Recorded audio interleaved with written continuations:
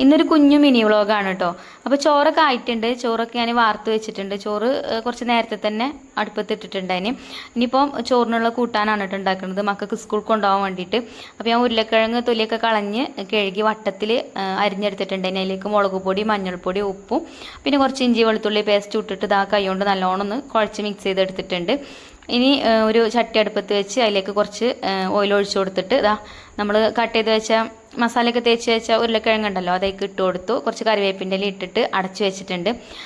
പിന്നെ ഇന്നത്തെ ബ്രേക്ക്ഫാസ്റ്റ് ഇഡ്ഡലിയും തേങ്ങാ ചട്നിയാണ്. അപ്പോൾ ചട്നിക്കുള്ള തേങ്ങയൊക്കെ ചെറിയൊക്കെ റെഡിയാക്കി വെച്ചിട്ടുണ്ട് കേട്ടോ. അതിക്കുള്ള പച്ചമുളകും ചെറിയ ഉള്ളിയും ഇഞ്ചിയും ഒക്കെ പാത്രത്തിലാക്കി വെച്ചിട്ടുണ്ട്. അങ്ങനെ വേഗം ചട്നിക്കുള്ളതൊക്കെ അരച്ചെടുത്ത് ഒരു ബൗളിലേക്ക് ഒഴിച്ചു കൊടുത്തു.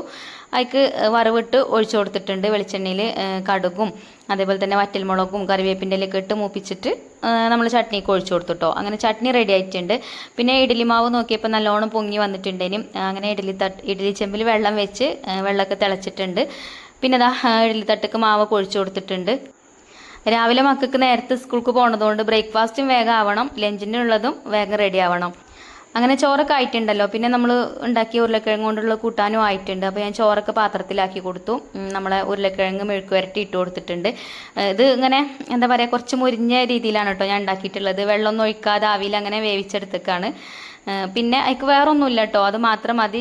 കുറച്ച് അത്യാവശ്യം മസാലയൊക്കെ ഇട്ടതുകൊണ്ട് അത് കൂട്ടിയിട്ട് തന്നെ ഒരു ചോറൊക്കെ കഴിച്ചോളും. പിന്നെ ഇഡ്ഡലിയൊക്കെ ആയിട്ടുണ്ടെങ്കിലും അതും തട്ടുന്നൊക്കെ മാറ്റി കൊടുത്തു. അങ്ങനെ മക്കൾക്കും ബ്രേക്ക്ഫാസ്റ്റൊക്കെ കൊടുത്തു, ഞാനും ബ്രേക്ക്ഫാസ്റ്റൊക്കെ കഴിച്ചു. പിന്നെ ചിഞ്ചുമോളെ ബസ് സ്റ്റോപ്പിക്ക് കൊണ്ടാക്കി കൊടുക്കണം. അപ്പോൾ ഞാൻ ഓളെ കൊണ്ടാക്കാൻ വേണ്ടിയിട്ട് പോയിട്ടോ. പിന്നെ ഓളെ കൊണ്ടാക്കാൻ പോയപ്പോൾ ഒരു വെടിക്ക് രണ്ട് പക്ഷി എന്ന് പറഞ്ഞ പോലെ കുറച്ച് തുണികളുണ്ടായിന് അലക്കാൻ. അപ്പോൾ അലക്കാനുള്ള തുണികൾ കൊടുത്തു.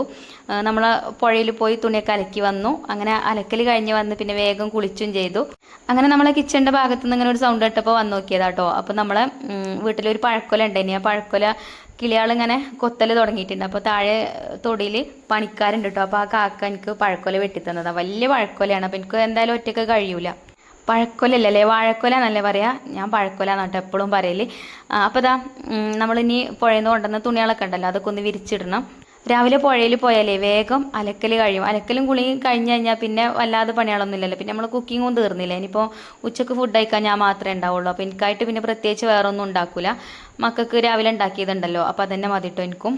പിന്നെ വേഗം നമ്മൾ സിറ്റ് ഔട്ടൊക്കെ ഒന്ന് അടിച്ചു വാരിയിട്ട് ഒന്ന് തുടച്ചെടുക്കുകയാണ്. അകൊക്കെ അടിച്ചു വാരിയിട്ടുണ്ട്.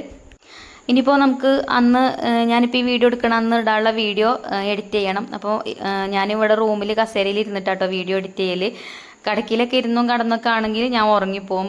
പ്രത്യേകിച്ച് പുഴയിൽ നിന്നൊക്കെ നമ്മൾ കുളിയൊക്കെ കഴിഞ്ഞ് വരുമ്പോഴേ ഒരു ഉറക്കം വരലാണ്. അങ്ങനെ വീഡിയോ ഒക്കെ എഡിറ്റ് ചെയ്തു.